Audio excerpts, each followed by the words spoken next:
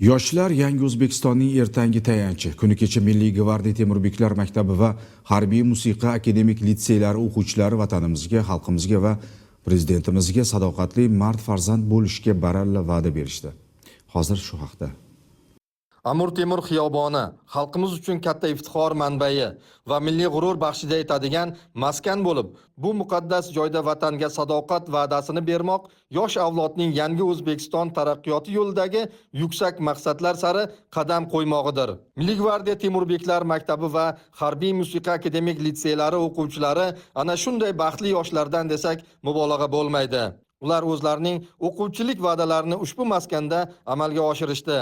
O'quvchi yoshlar uchun unutilmas kun tantanali va'dasiga bag'ishlangan ushbu tadbirda Milliy gvardiya qo'mondoni ishtirok etib, ko'zlarida olov chaqnab turgan o'g'il-qizlarni tantanali va'dasi bilan qutladi. Samimiy tabriklayman. Bugun mana farzandlarimiz hayotida unutilmas, quvonchli kunlardan biridir. Farzandlarimiz ilk marotaba vataniga, xalqiga, prezidentiga munosib xizmat qilish yo'lida o'z o'quvchilik va'dasini qabul qilishdi.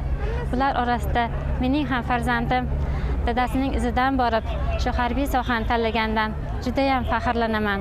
Qalbim g'ururga, quvonchga to'la. Tadbirda Oliy Majlis Qonunchilik palatasi, vazirlik va idoralar, deputat hamda mutasaddi rahbarlari, faxriylar, ota-onalar, poytaxtimiz mehmonlari bo'lgan chet el sayyohlari qatnashdi. Shu kuni o'quvchilar o'z ota-onalari va yaqinlari guvohligida qilgan tantanali va'dalari yuksak faxr va g'urur ramzi ekanligini his qilib, ushbu ta'lim muassasalarida harbiy libos kiygan holda o'qishni davom ettirib, oliy maqsadlari sari qadam qo'yishdi.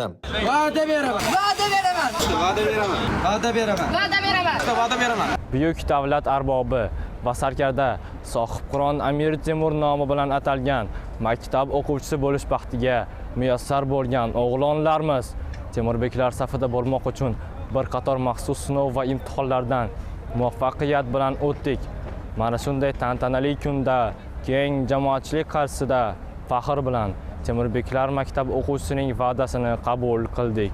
Biz Temurbeklar baquvvat, irodali, dunyoqarashi keng, intellektual salohiyatli va barkamol avlod bo'lib ulg'ayishimiz uchun muhtaram prezidentimiz va Milliy gvardiya qo'mondonligi tomonidan barcha shart-sharoitlar yaratib berilgan.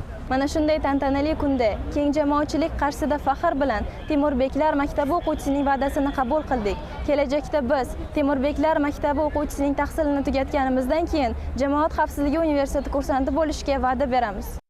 Shuni ta'kidlab o'tishimiz kerakki, Milliy gvardiya qo'mondonligi tomonidan o'qitishning yangi tizimi joriy etilishi natijasida Temurbeklar maktabi bitiruvchilarining oliy ta'lim muassasalariga kirish ko'rsatkichi 98.6% ni tashkil etganligi, xususan 143 nafar bitiruvchilardan 141 nafarining oliy harbiy va oliy ta'lim muassasalariga, Harbiy musiqa akademik litsey bitiruvchilarining esa oliy ta'lim muassasalariga kirish ko'rsatkichi 86.5% ni tashkil etib, 37 nafar bitiruvchilarning 32 nafari oliy harbiy va oliy ta'lim muassasalariga o'qishga qabul qilinganligini alohida e'tirof etish joiz. Marosimning badiiy qismida Milliy gvardiya Harbiy musiqa akademik litsey o'quvchilaridan tashkil topgan Zarbli cholg'ular ansamblining defile namoyishi va Temurbeklar maktabi o'quvchilarining qo'l jangi bo'yicha ko'rgazmali chiqishlari barchaga bayramona kayfiyat ulashdi.